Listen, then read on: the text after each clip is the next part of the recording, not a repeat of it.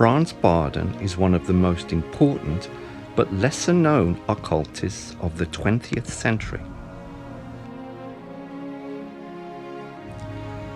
Franz Bardon was born on the 1st of December 1909.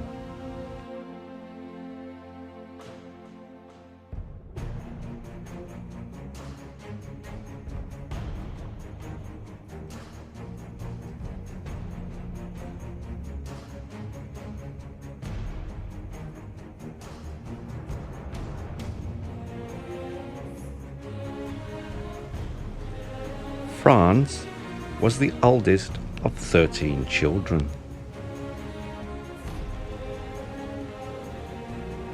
He was the son of a very devout Christian mystic called Victor Bardon. He felt he wanted to reach higher in his spiritual practice, and he felt he was unable to gain higher initiation. He prayed until eventually his prayers were fulfilled. The story is that an advanced spirit entered the body of his son, Franz Bardon, to be his teacher and initiator into the mysteries of magic.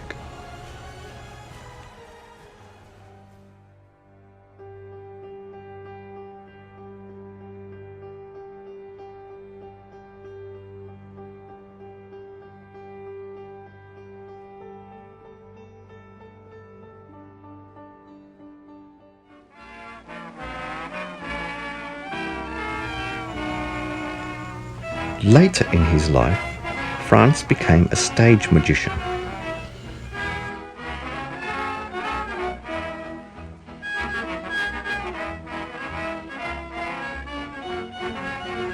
He gained some fame by touring the German theatres in the 1920s to 1930s.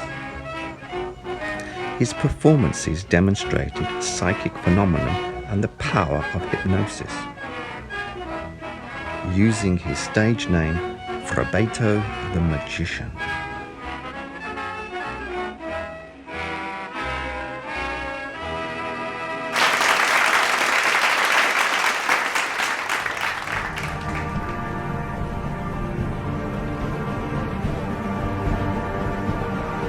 As Adolf Hitler and the Nazis ascended to power, Hitler became involved with dark forces.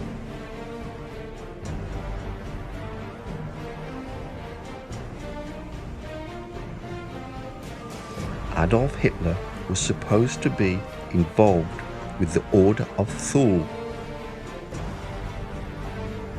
The Order of Thule was a group of powerful Tibetan magicians. Their intentions were to use occult forces to win the war.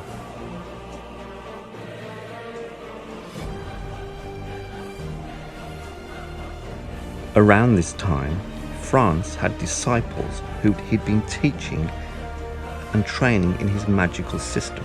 Through the negligence of one of his students who had not destroyed some important correspondence, this was something that Bardon did not want to fall into the hands of the Nazis. Adolf Hitler offered Bardon high positions in the Third Reich. This was only under the condition that Franz Bardon win the war by using his magical faculties.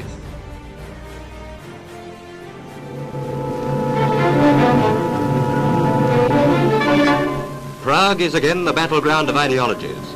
All over Europe, men and women sense with apprehension the likeness to the days of Munich, when the iron hand of totalitarianism first cast the black shadows of a police state across Czechoslovakia. The Pact of Appeasement forged its chains of slavery. As Adolf Hitler and his Nazi party ascended to power,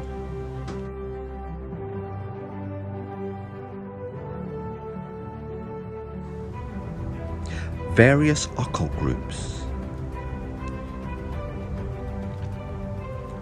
also the Freemasons, were banned, and any person practicing spiritual or occult interests were arrested.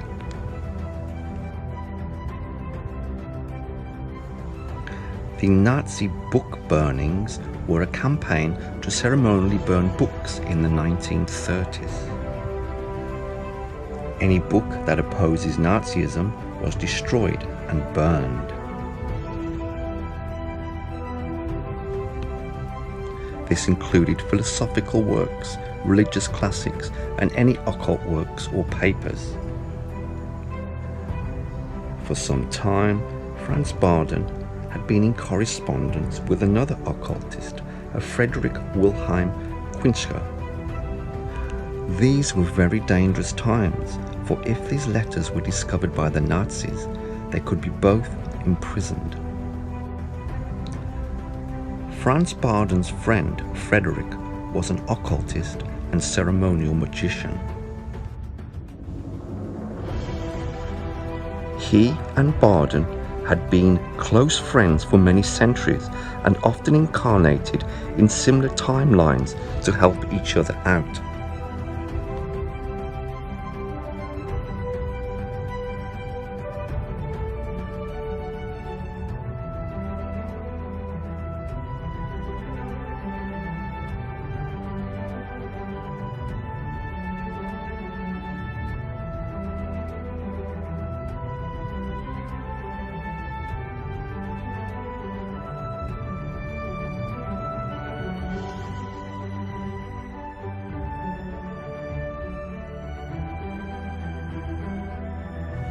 Friedrich Quinchler was one of Bardon's students learning magic and Kabbalah.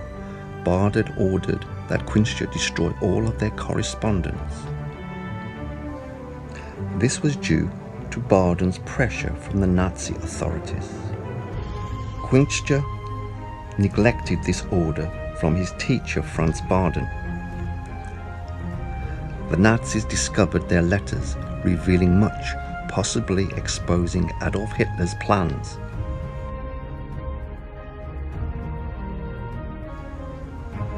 Now, they were both being arrested by the Nazis.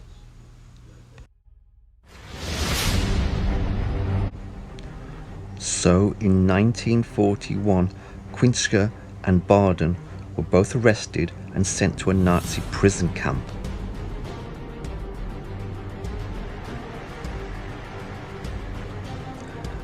They were both intensely interrogated and living under severe conditions.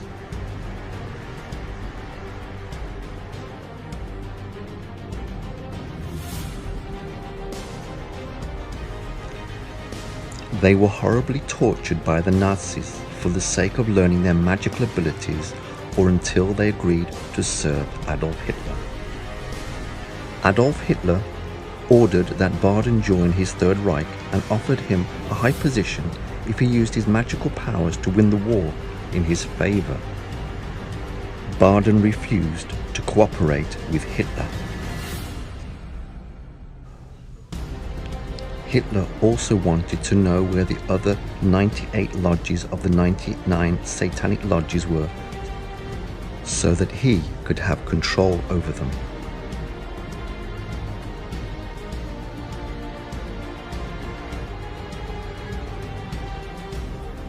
They even forged iron chains and balls to Bardon.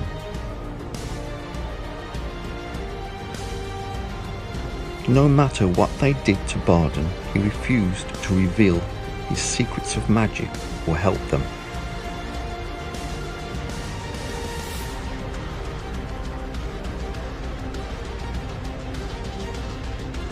However, it was Bardon's student, Quinchler, who lost his self-control during interrogation. While being flogged, Quinchler uttered a magical Kabbalistic formula spell. This was a magical formula that Bardon had taught him. This immediately paralyzed the interrogators.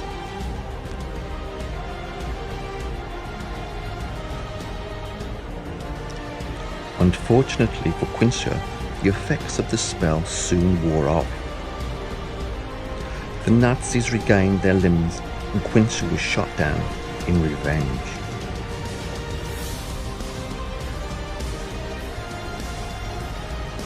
However, Franz Bardon lived on to serve in the concentration camp and had been scheduled for execution in April. However, Bardon expressed unusual confidence that he was not going to be executed, since he had a higher purpose for mankind. Then, the day before his execution, the concentration camp was liberated by Allied forces.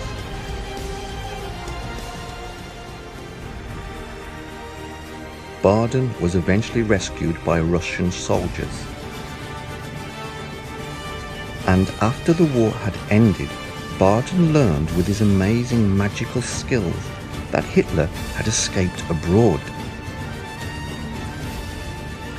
Fearing that he would be recognized, Adolf Hitler had surgical operations on his face to disguise his identity.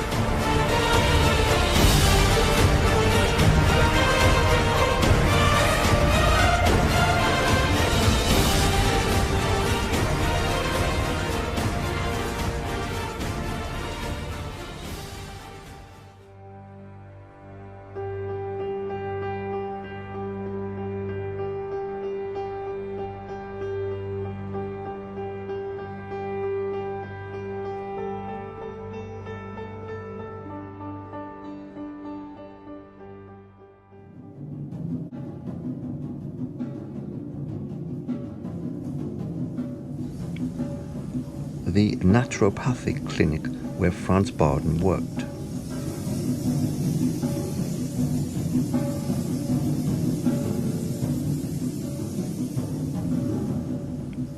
During the later years of his life, Bardon was a skilled healer and was able to cure cancer. He did this with the use of his own medicines and alchemical tinctures.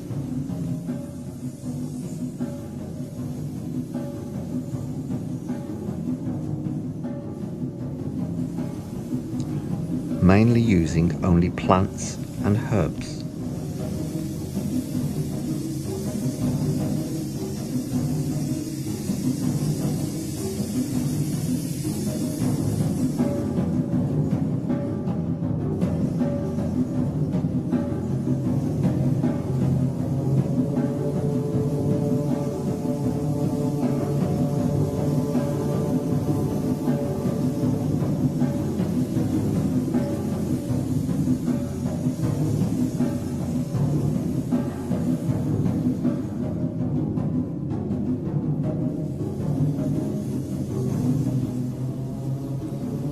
The official medicine became jealous of Bardon because they could not reach the same healing standard with their chemicals and drugs.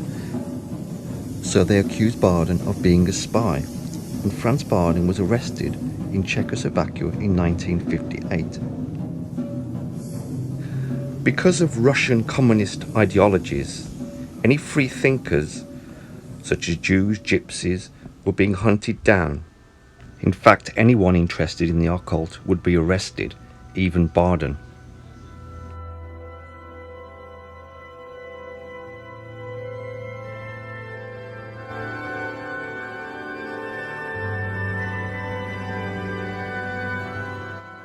Sadly, Franz Bardon died on the 10th of July 1958 in the custody of the police.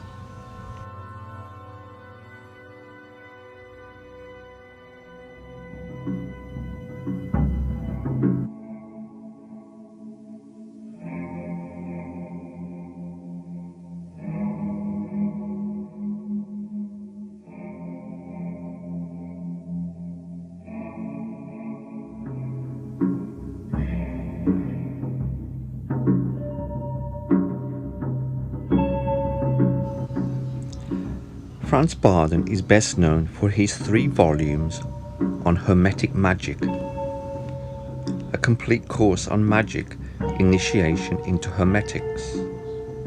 This volume is 10 steps to the mysteries involving the first tarot card, the Magician.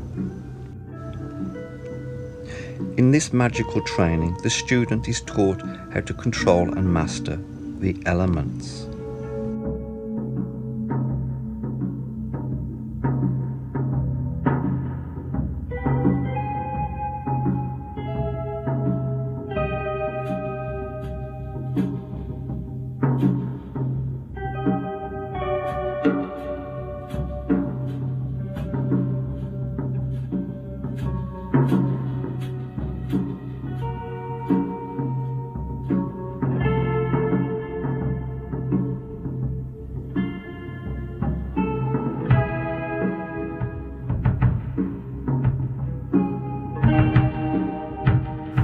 Bardon's second work is the practice of magical evocation.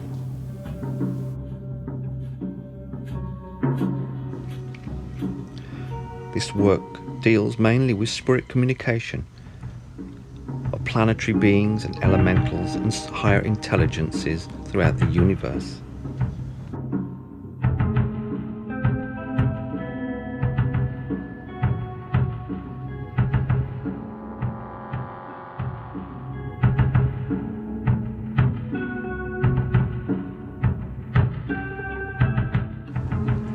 Franz Bardon received many of these signatures of the spirits or sigils through the practice of automatic writing, allowing a spirit to use your hand to write the signatures.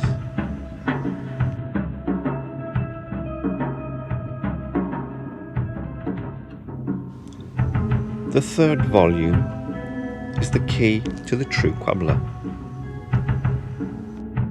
In this work, you'll be learning mantras and how to vibrate the name of God and creation. A fourth book came out called Frabato the Magician, an occult novel containing the Golden Book of Wisdom.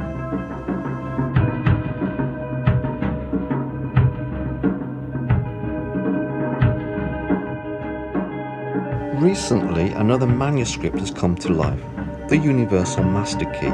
It's about balancing the four elements within oneself.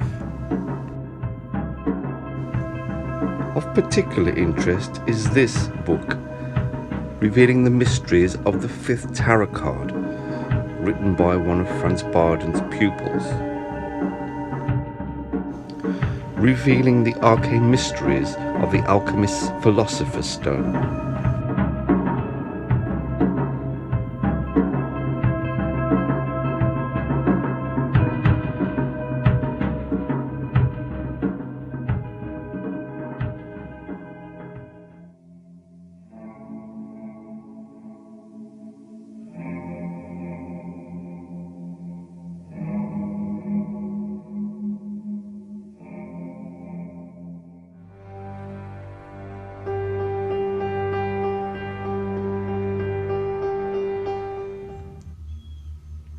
Here is the Bardon's family farmhouse.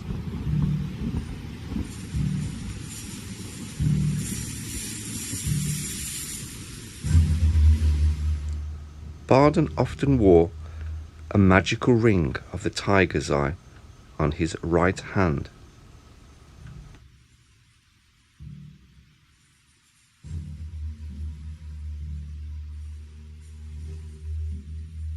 On the left, Franz Bardon's son said that his father used to wear an Egyptian ring of the goddess Isis.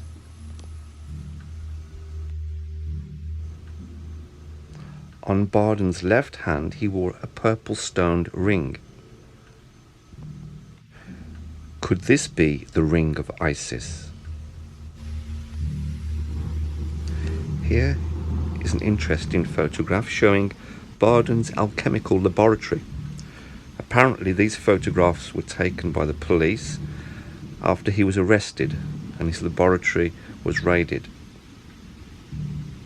In his book Initiation into Hermetics, Bardon describes the use of magic mirrors. Here is his own personal mirror, which was used for healing and spirit communication.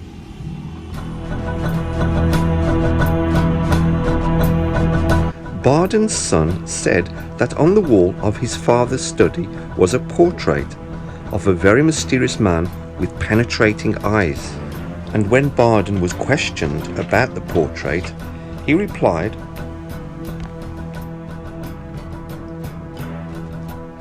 "It is Mahum Tata, the wise man from the mountains." The publisher of Bardon's books, Dieter Ruckberg, explained in Frabato the Magician that Maham Tata were first presented by the author Hans Albert Müller in his book The Buddha of the West. This was published in the 1930s. This book contained many pictures and portraits of spiritual teachers and masters. So who was Mahum Tata? Well, he was the initiator and original master of the Blue Monks. The book describes that some priests from Atlantis retreated, taking their knowledge with them to the Himalayan mountains. These priests regarded themselves as guardians or keepers of the Atlantean wisdom and magic. This knowledge of the Atlantean mysteries is supposedly in the temple of the Blue Monks, which holds the secrets of the cosmos.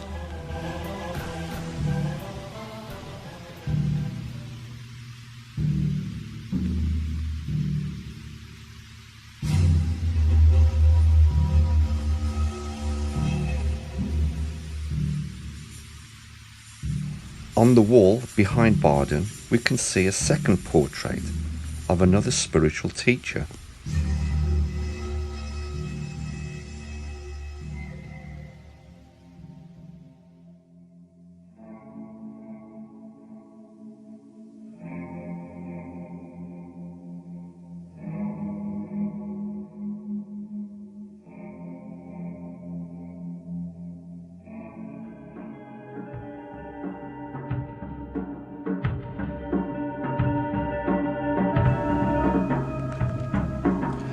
In his past lives, Franz Bardon reincarnated as many wise teachers and claimed he was incarnated as the Chinese philosopher Lao Tzu.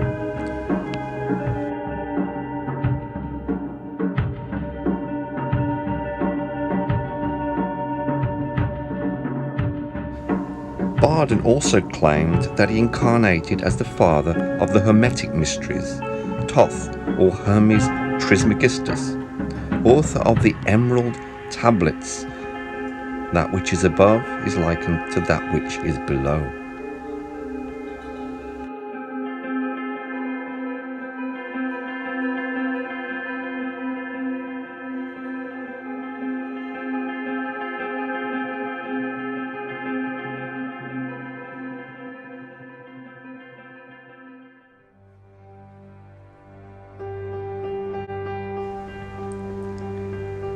In 1825 is occultist Pascal Beverly Randolph.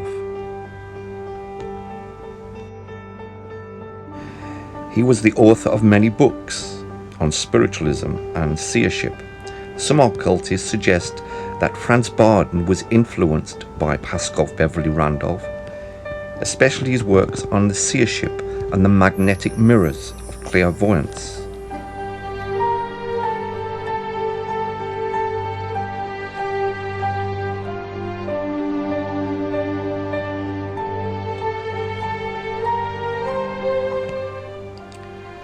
British occultist and magician W.G. Gray.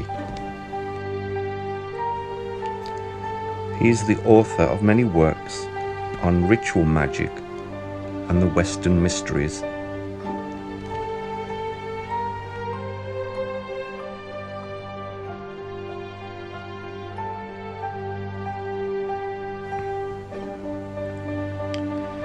William G. Gray wrote in one of his letters about Franz Bardon.